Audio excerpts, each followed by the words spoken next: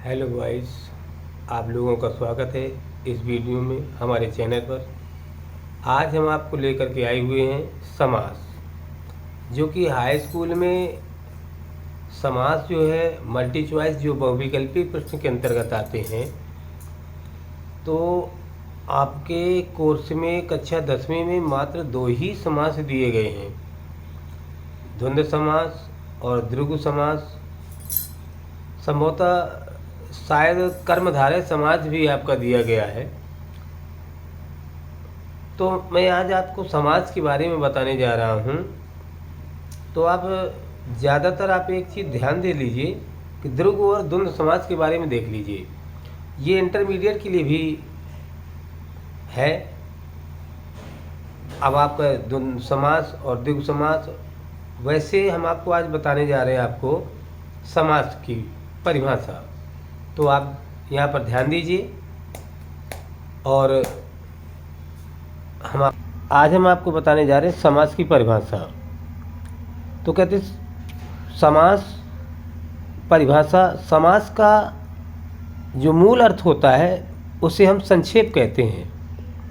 समास के मूल अर्थ को संक्षेप कहते हैं। कहने का तात्पर्य यहाँ पर ये है कि जहाँ पर दो या दो से अधिक शब्द मिलकर के किसी नए शब्द की अतः नवीन शब्द की रचना करते हैं उसे हम समास कहते हैं। अब आपका अगला प्रश्न बना कि समास के भेद। तो समास के मुख्यतः 6 प्रकार भेद माने गए हैं। नंबर 1 आपका द्वंद्व समास, नंबर 2 आपका द्विगु समास, नंबर 3 आपका कर्मधारय समास, नंबर 4 आपका बहुब्रीहि समास, नंबर 5वां आपका तत्पुरुष समास और नंबर 6वां आपका अव्ययीभाव समास। ये 6 प्रकार के समास आपके कक्षा 12वीं में, और 2 समास आपके जैसे द्वंद्व समास और द्विगु समास ये आपकी कक्षा 10वीं में।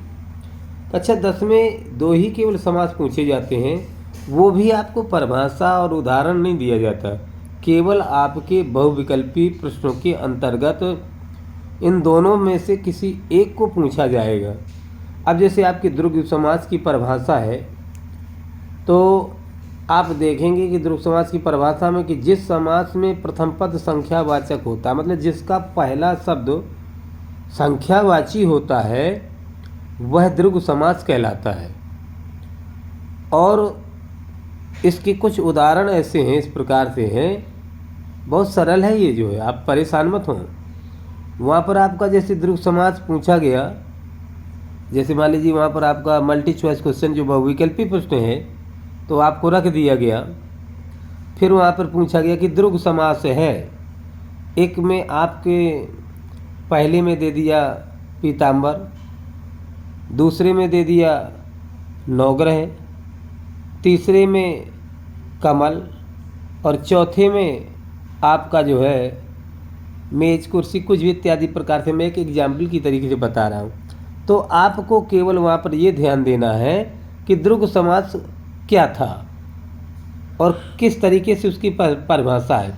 तो आप ध्यान दीजिए कि द्विगु समास में आपका पहला पद संख्यावाची हो, मतलब पहले शब्द से ही संख्या पढ़ना, गिनती गिनना प्रारंभ हो गया हो, वहीं पर आपके द्विगु समास होता है। जैसे हम आपको बता रहे हैं आज आपको एक एग्जाम्पल पर, त्रिभुवन, त्रि माने 3, भुवन माने भुवनों का, अर्थात 3 भवनों का, भुवनों का समूह हुआ। फिर आपका है जैसे 9 ग्रह, 9 ग्रह अर्थात यहाँ पर क्या हुआ कि 9 ग्रहों का समूह। त्रिफला, फला माने फल, त्रि माने 3 फलों का समूह। पंचतत्व, 5 तंत्रों का समूह। पंचफल, 5 फलों का समूह, 5 फल कहलाओ। अब और भी आप बता सकते हैं। तो इसी प्रकार से और भी आपके एग्जाम्पल हो सकते हैं, उदाहरण हो सकते हैं। तो आप लोग परेशान मत हों, केवल संख्या देखें, घबराएं नहीं। मतलब जो आपके 20 बहुविकल्पी प्रश्न आते हैं तो लगभग आप कम से कम इनमें ज़्यादा नहीं तो आप धीरे धीरे करके इन किन प्रकारण से, जो लोग बहुत ही कमज़ोर किस्म के बालक हैं या बालिकाएं हैं, उनके लिए हम बता रहे हैं कि आप ये समझें कि मेन तरीके से आप कुछ इस तरीके से आप दिमाग लगा लीजिए कि इसमें संख्यावाची है या नहीं है। तो इस तरीके से आप उदाहरण नवग्रह है, त्रिभुवन है, त्रिफला है, त्रिनेत्र है, इस तरीके से आपके जो है ये उदाहरण दिए जाते हैं। तो मैं आपको और आगे लेके चल रहा हूँ कि द्वंद्व समास। तो द्वंद्व समास में आप देखेंगे कि द्वंद्व समास की परिभाषा है, इस समास में प्रथम और दूसरा पद जो होते हैं वो दोनों प्रधान होते हैं, लेकिन इनमें एक चीज़ और होती, परंतु इसके जो संयोजक शब्द होते हैं तो संयोजक शब्द और शब्द का लोप होता है। यहाँ पर कहने का तत्व और मीन्स मतलब चा माने और होता है, तो उस शब्द का और शब्द का लोप होता है या लोप हो जहाँ पर वहाँ हम द्वंद्व समास उसको कहते हैं। जैसे आप देख लीजिए, जैसे माता पिता। तो एक चीज़ मैं आपको बताऊं, ज़्यादातर भ्रमित करने की कोई चीज़ नहीं है। यहाँ पर एक सीधी सी बात यहाँ पर ये है कि लगभग शायद 95% आपको डैश शब्द जरूर मिलेगा कहीं ना कहीं पर। तो आप समझ लेना कि अगर द्वंद्व पूछा गया हो वहाँ पर बहुविकल्पी प्रश्न में, तो आप तुरंत बता दें वहाँ पर कि यहाँ पर जो है ये द्वंद्व समास है। अब कौन सा है, जैसे मान लीजिए वहाँ द्वंद्व समास दे दिया गया कि द्वंद्व समास है। अब वहाँ पर जैसे मान लीजिए आपका एन किसी भी प्रकार से कुछ भी दिया जाए और फिर माता पिता दिया जाए, तो आप दिमाग लगा लीजिए कि माता पिता है। जैसे कृष्ण अर्जुन, दाल भात, तो आप दिमाग लगाओ कि माता पिता, एक डैश दे दिया गया। तो अब आप यहाँ पर क्या कि यहाँ पर इन दोनों के बीच में वो शब्द छिपा हुआ है जिसको आप समझ नहीं पा रहे। अब यहाँ पर ऐसा कौन सा शब्द छिपा है, जैसे माता पिता, तो आप क्या बोलेंगे, माता और पिता।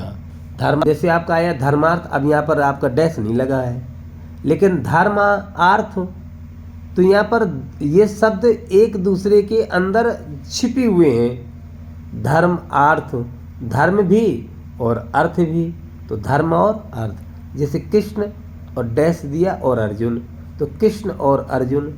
दाल भात, यहाँ भी डैश है आपका, तो दाल और भात। आय व्यय, तो आय और व्यय। शंख चक्र, तो शंख और चक्र। लाभ हानि, लाभ और हानि।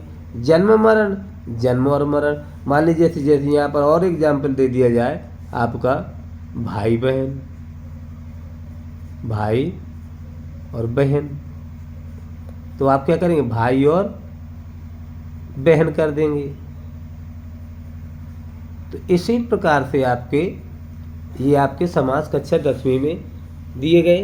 तो आप लोग परेशान मत हों, घबराएं नहीं किसी प्रकार से, और आप हमारी वीडियो को अधिक से अधिक कमेंट करें, शेयर करें, हमारे चैनल को सब्सक्राइब करें।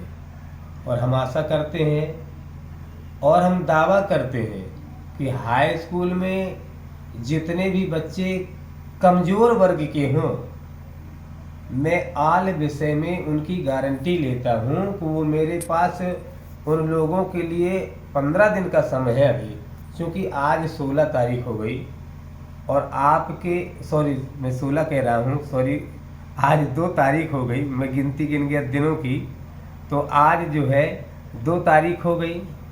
और आज से यदि गिनती गिनी जाए तो आपको 16वें दिन पेपर देने जाना है। तो आप समझिए कि मात्र आपके लिए केवल 15 दिन का समय दिया गया है, और उस 15 दिन में आपके 2 इतवारें और रविवार चले जाएंगी। तो छुट्टी का समय मत व्यतीत करें, आप पढ़ते रहें, अच्छी प्रकार से पढ़ें, और हम यही आपसे कामना करते हैं कि आप लोग अच्छे से मन लगा करके पढ़ें, किसी भी प्रकार से जो है आप घबराएं नहीं, और निश्चित रूप से आप हाई स्कूल में पास होंगे। जिन छात्रों की किसी भी प्रकार की कोई समस्या हो तो वो छात्र जो है मेरे पास आकर के किसी भी समय मुझसे आकर के मिल ले, मैं उस बच्चे को कभी फेल नहीं होने दूंगा। अगर जिस बच्चे को हिंदी साधारण रूप से बाँचते बनती है, पढ़ते बनती है, लिखते बनती है, हम दावा करते हैं कि हम उसको हाई स्कूल अवश्य ही पास करा के छोड़ेंगे। अगर आपको यदि मेरी कोचिंग में भी आना है तो आप मेरी कोचिंग में भी आ सकते हैं, मैं किसी भी प्रकार से उनसे कोई पैसा नहीं लूँगा। लोग यदि ये वीडियो देख रहे हों, यदि वो दूर से हों, तो आप हमारा नंबर नोट कर लें। यदि किसी प्रकार की किसी भी विषय में कोई समस्या हो तो आप हमें फ़ोन करें, हम तुरंत ही आपको की कॉल उठाएंगे और तुरंत आपसे बात करेंगे। आप हमारा नंबर है 98 38 88 10 51। हमारा नाम 9838881051 ब्रजेश कुमार पांडे। और हमारा ब्रजेश कुमार पांडे सर यहाँ पर